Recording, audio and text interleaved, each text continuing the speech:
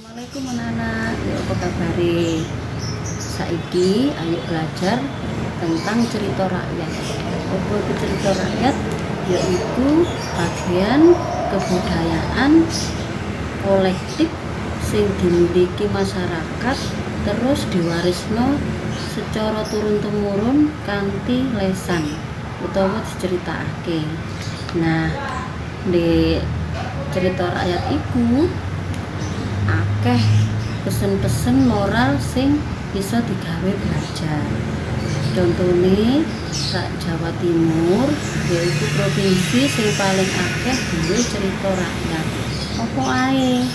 Yang pertama ono Angling Darmo, kemudian ono asal usul Banyuwangi, asal usul apa itu jenenge Surabaya. Terus ono meneh cerita sing diarani Calon Arang, sing paling kok kenal mungkin ya yaitu Timun Mas nan liya-liyane. Nah, di cerita rakyat itu ono sing diarani unsur intrinsik, yaitu unsur-unsur sing ono jerone cerita. Unsur intrinsik jerone cerita itu ono 7 sing kaitan yaitu tema. Apa itu tema? Tema itu ide pokok atau gagasan utama. Nah, apa ide sing ingin diceritakno nek cerita itu jenenge tema. Dan nomor loro yaitu latar utawa setting. Nah, anak-anak mesti weruh lek wayahe belajar bahasa Indonesia apa itu latar utawa setting. Latar utawa setting ono 3 sing kaitan yaitu latar panggonan utawa tempat. Sing nomor loro latar waktu utawa mangsa. Sing nomor 3 latar kahanan utawa suasana. Nah, unsur intrinsik sing nomor 3 yaitu tokoh utawa penokohan. Ono 3 cacahe. Sing nomor 1 tokoh utama. Biasae tokoh sing watake apik utawa disebut protagonis. Sing nomor 2 yaitu tokoh sing watake jahat, sing biasa disebut antagonis. Sing nomor 3 yaitu tokoh sampingan, sing gak pati ono apa ya, ono pengaruhe banget di jarene cerita. Nah, sing nomor 4 yaitu anak-anak apa ono sing ngerti? Terus sing diarani unsur intrinsik nomor 4 yaitu alur utawa jalane cerita. Uga ana 3 cacahe. Sing nomor 1 alur maju, alure menuju ke masa depan, nyeritakno saiki nang ngarep. Sing nomor 2 alur mundur, nyeritakno saiki nang masa lalu utawa masa sing biyen. Sing nomor 3 yaitu alur campuran, ada alur maju dan ada alur mundurnya.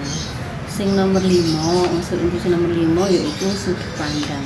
Iki carane pengarang ngadepi cerita. Dhek dadi wong sing nomor piro nek jerone cerita. Ana sing nyebut dhek sudut pandang orang pertama, yaiku lek ceritane ana kata aku. Sing nomor 2 sing sudut pandang pengarang wong katelu, yaiku pengarang gak ono ing jerone cerita. Asline dhek sing menceritakan atau nyeritakno wong liya atau babagan liya. Sing nomor 6 yaiku amanat. Amanat utawa pesen moral sing ndek jero cerita. Yaiku pesen sing ingin disampaikan kepada para pembaca. Ya, pengarang kepingin ngandani apa sih pesen moral di jero cerita iki. Nah, iki disampaikno. Contohnya pesene kebaikan mengalahkan kejahatan, atau misalnya kita harus berjuang untuk mendapatkan sesuatu dan lain-lain. Yang terakhir sudut pandang sing terakhir yaitu majas utawa gaya bahasa. Nah, gaya bahasa iki penting nek jerone cerita supaya ceritane iku dadi apik, gak bosen. Nah, iku mang sing diarani unsur-unsur intrinsik sing ana jerone cerita ana 7. Anak-anak apa wis paham apa jenenge majas? majas yaiku gaya bahasa. Ya. Sing contone wakeh majas iki ana 24. Tapi sing arep tak ulang nang pean kabeh yaiku sing gelek digawe ae. Yaiku siji majas personifikasi. Majas personifikasi iki nganggep lek benda-benda sing mati iku kaya urip, kaya menungso. Contone godhong klapa ngawe-awe. Ya, godhong klapa mosok iso ngawe-ngawe kan ya. Itu jenenge majas personifikasi. Ana maneh contone godhong-godhong joget ketera angin.